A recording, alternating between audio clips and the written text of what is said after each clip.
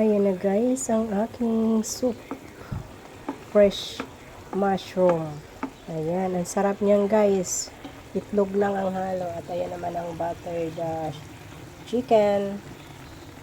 Ayan guys, simpleng ulam pero masarap. Ayan oh. Okay na siya guys. Ang sarap-sarap niya guys. Off ko na ang At ayan, tuloy-tuloy para hindi pa masyado. Diba guys? Napakasimple ng ulam namin today. Ayan.